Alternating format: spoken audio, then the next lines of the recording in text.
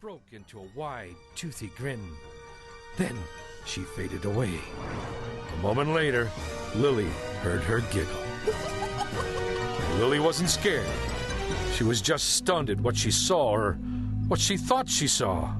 Only when a whiff of smoke tickled her nose did she jump. The toast! She had forgotten about the toast, which was now burning to a crisp in the old broken-down toaster. After unplugging the appliance and fishing out the burnt bread, Lily heard that faint tee-hee, tee-hee again. She raced upstairs and shook her slumbering brother. Curtis! Curtis, wake up! Curtis! Curtis, wake up! I saw her! I saw her! What are you talking about? He mumbled. The girl, you know, the one who giggles and steals our food. I think she's a ghost.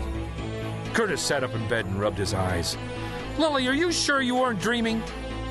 I swear to you, I saw her in the kitchen just now. She was standing in the doorway, and then she just disappeared, right in front of me. You believe me, don't you? Well, maybe, I don't know.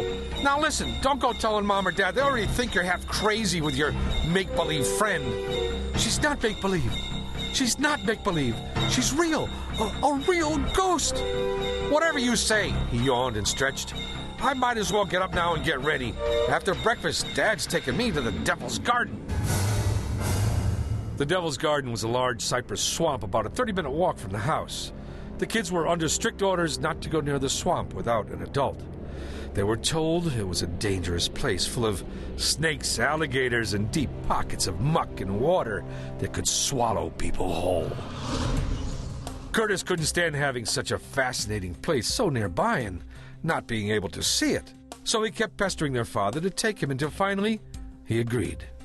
Unfortunately for Lily, their dad felt she was too young to go there, but he promised to take her when she was a little older.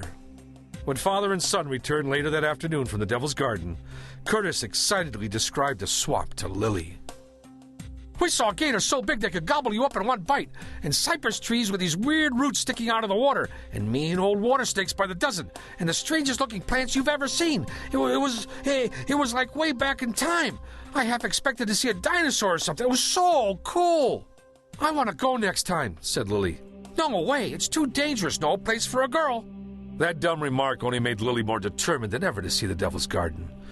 For the next couple of weeks, she repeatedly begged Curtis to take her there, even though she knew their parents had forbidden them to go near the swamp alone. You know, it's no big deal you saw the swamp because Dad took you there, Lily taunted her brother. If you're so big and brave, you ought to go to the swamp with me. I'll be good. I won't run off or anything. Okay, he said.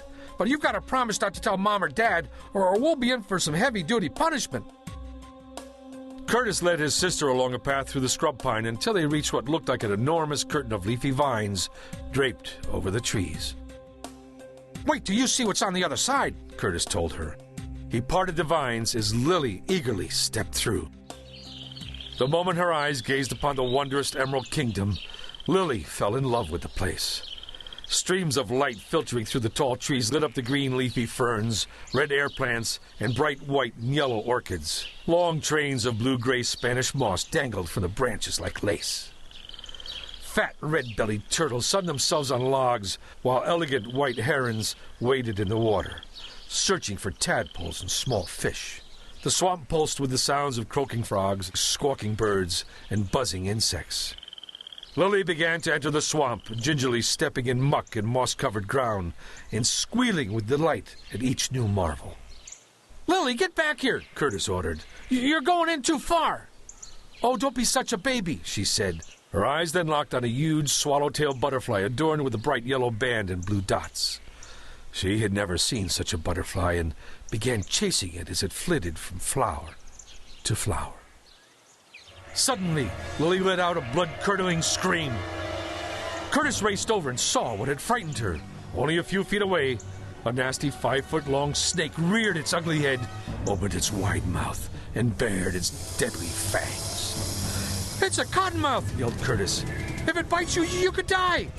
The two ran for their lives, frantically weaving their way through the cypress, plowing into sticky spiderwebs and splashing in ankle-deep mud.